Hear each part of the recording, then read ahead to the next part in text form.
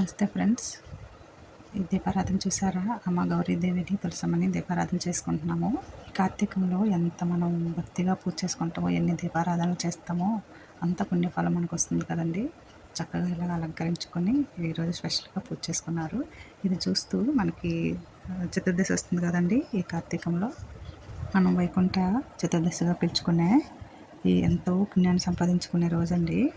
ఈ చతుర్దశి విశిష్టత మన విష్ణుమూర్తి ఎంత చక్కగా శివలింగాన్ని పూజ చేశారు, ఎలా చేశారు, అతని కన్నుని పువ్వుగా స్వామికి ఎందుకు అర్పించారో తెలుసుకుందామా.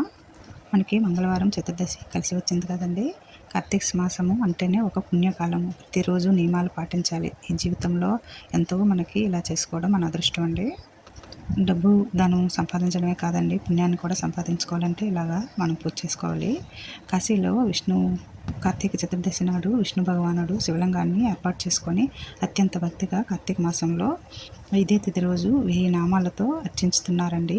ఈశ్వరుడు విష్ణు భక్తిని పరీక్షించదలిచి 1000వ నామము చెప్పేటప్పుడు ఆ 1000వ పుష్పాన్ని మాయం చేశారండి. విష్ణువు తన కన్నును ఒకటి తీసి అర్పిస్తారండి. అంటే కమలనాథుడు అని పిలుచుకునే మన విష్ణుమూర్తి తన కన్నును ఒకటి తీసి అర్పిస్తారు. శివుడు అంటే విష్ణువుని ఆలింగనం చేసుకొని అతని భక్తిని శివయ్య మెచ్చుకొని అతని దృష్టిని మరలా అతనికి ఇచ్చేటట్టు చేశారండి. అయితే ఈ సృష్టిలో ఇక లేదు, ఏ లోకంలో లేని అజేయమైనటువంటి సుదర్శన చక్రాన్ని ఈ రోజునే బహుకరించారండి. కాశీలో మణికర్ణిక ఘాట్లో జరిగిందండి ఇదంతా శివారాధన, ఈ పుష్పాలతో పూజ అన్నీ. అందుకే అదే రోజున అక్కడ స్నానం ఆచరిస్తారు. అదే ఘాట్లో ఈరోజు విశ్వేశ్వరుని జన్మదినంగా కొలుచుకుంటామండి. అంటే అదే రోజు విష్ణుమూర్తి లింగ ప్రతిష్ఠ చేశారు కదా, అందుకోసం ఈ వైకుంఠ చతుర్దశి రోజు ఎంతో విశేషమైన రోజండి. చక్కగా పూజ చేసుకోవాలండి. శివకేశవుని అలంకరణ చేసి తులసిమాలతోని శివునికి, మారేడు మాలతో విష్ణువుకి అలంకరిస్తారండి. ఈ ఇరువురు స్వాములు ఒకటే. అందుకోసమే మనం ఈ నెలంతా కాదు, ఈ రోజుతో కాదు, ఈ నెలంతా చక్కగా దీపారాధన చేసి పూజ చేసుకుంటాము. ఈ పూజ అన్ని రాసుల వారు చేసుకోవాలండి. ఎప్పట్లాగే మనం చక్కగా తులసి మాత దగ్గర శుభ్రం చేసి పిండి ముగ్గుతో శంకు చక్రాలని వేసుకుంటే మంచిది. ఆ మధ్యలో పుష్పాలు, గంధాలు గంధం ఇవన్నీ అలంకరించి, అంటే తప్పనిసరిగా పిండి ముగ్గుతో వేసుకోవాలండి. మనం స్వయంగా చేసుకుని మన చేతులతో చేసుకున్న ఒత్తులని నేతిలో పెట్టి 3 ఒత్తులైనా సరిపోతాయండి. వెలిగించుకుంటే చాలా మంచిది. శివకేశవుల సహస్రనామాలని అర్చన చేసుకోవాలి. చెట్టు దగ్గర, తులసి చెట్టు దగ్గర మనం దీపారాధన చేసుకుంటే నైవేద్యంగా ఆవు పాలు, దానిమ్మ పండ్లు, అరటి పండ్లు ఏవైనా నైవేద్యంగా పెట్టుకోవచ్చు.